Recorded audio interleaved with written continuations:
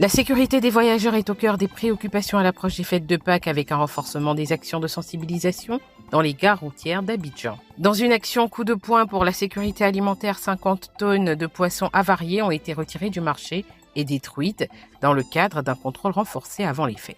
Et les chefs de village d'Issia se sont réunis pour un séminaire afin de réfléchir au renforcement de leur autorité et de leur rôle dans le développement local et la cohésion sociale. Voilà pour le sommaire de cette édition. Bienvenue à tous et à toutes.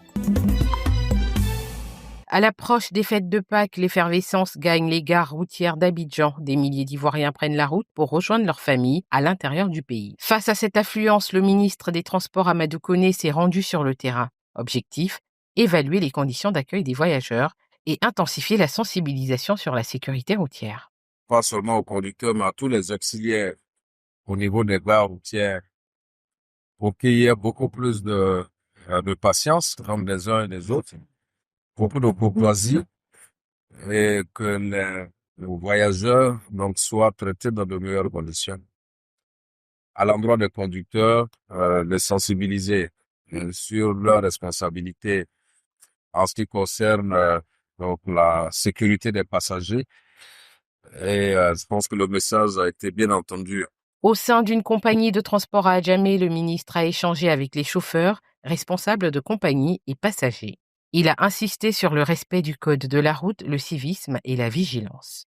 Pour nous, c'est un message que nous donnons tous les jours avec notre cellule d'encadrement des conducteurs en ce qui concerne la limitation des vitesses et toutes les bonnes conduites au volant, l'interdiction par exemple du téléphone pour que notre voyageur qui emprunte notre car puisse avoir un voyage agréable et qui puisse arriver en toute sécurité.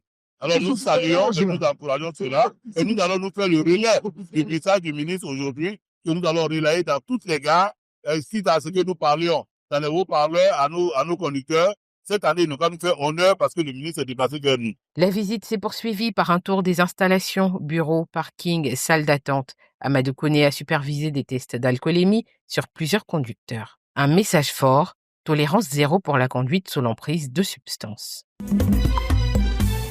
Des images saisissantes le jeudi 17 avril 2025 à Abidjan.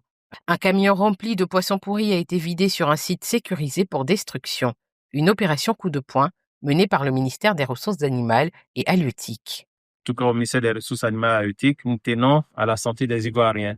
Et nous constatons malheureusement qu'il y a souvent des intoxications dues à la vente et à la consommation de ces différents produits. Et il s'agit ici d'une saisine minimale parce que nous avons environ 3 dispositifs de congélation qui ont été saisis. Et nos opérateurs sont sur le terrain pour continuer à faire la traque de ceux qui conservent ces produits impropres à la consommation dans les unités de congélation. Tout est parti d'un signalement le 9 avril dernier. Alerté par la douane, l'inspection vétérinaire découvre un entrepôt à Abobo contenant des tonnes de poissons avariés conservés dans des conditions insalubres. Une intervention rapide a permis d'éviter un risque sanitaire majeur en cette période de forte consommation. Il vient du marché, il vient des différents distributeurs, il vient des différentes personnes qui pensent pouvoir se faufiler dans cette période de grande consommation pour diffuser tous leurs produits pourris dans l'assiette des Ivoiriens. Le ministère entend intensifier les contrôles et appelle les populations à la vigilance. Le ministre a salué la collaboration entre les services vétérinaires, la douane, le ministère du Commerce et les forces de sécurité. D'autres opérations sont déjà en cours sur l'ensemble du territoire, avec un seul objectif, garantir aux Ivoiriens des fêtes de Pâques saines et sécurisées. Le camp technologique Digi Empower a été officiellement lancé en Côte d'Ivoire. Porté par l'entreprise américaine Cibastion en partenariat avec Cisco et l'ambassade des États-Unis, cette initiative vise à renforcer les compétences numériques des jeunes. Le programme entièrement gratuit se déroulera du 22 au 24 avril dans 5 espaces américains répartis sur le territoire. Il offre une formation pratique en cybersécurité et innovation numérique basée sur les standards de la Cisco Networking Academy. Et pendant ces prochains jours, nous avons offert avec une entreprise américaine, Cibastion, un camp pour former les jeunes Ivoiriens. Et ça fait partie d'une initiative dans 5 centres américains partout ici en Côte d'Ivoire. Notre but, c'est d'offrir des opportunités aux jeunes pour des formations dans les technologies du numérique, dans le but de créer une Afrique prospère, dynamique et saine.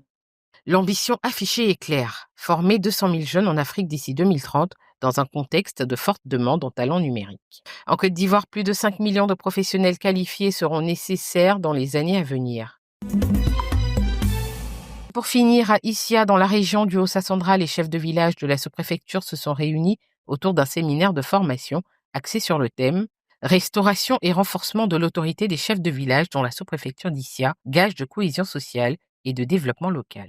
Nous sommes appelés à travailler avec les chefs de village pour atteindre, pour réaliser les missions qui nous ont été confiées par le chef de l'État. Et comme nous ne pouvons pas rester dans les bureaux et pouvoir réaliser ces missions-là, nous avons pour collaborateurs les chefs de village qui doivent nous aider à pouvoir réaliser ces missions-là. Et c'est pourquoi il est bon que ces chefs de village-là soient également outillés afin de nous permettre, dans une collaboration franche, à pouvoir travailler de concert et pour atteindre les objectifs. Tout ce qui touche le village, par extension, touche tout le pays. Donc, il était important que nous disions aux chefs que leur rôle est important. D'abord, ils représentent l'administration dans leur localité. Les échanges ont porté sur le rôle du chef de village en période électorale, les méthodes de désignation et les défis liés à son autorité dans les communautés modernes. Je remercie l'organisateur, monsieur le sous-préfet d'Issia, qui a eu cette idée géniale, parce que ça nous permet de nous former, nous les chefs, de nous éclairer. Ce séminaire marque une étape importante dans la valorisation de l'autorité coutumière, considérée comme un vecteur essentiel de stabilité et de dialogue communautaire. C'est la fin de cette édition. Merci de l'avoir suivi. L'information continue sur cette info. L'information continue sur cette info et sur cetteinfo.ci.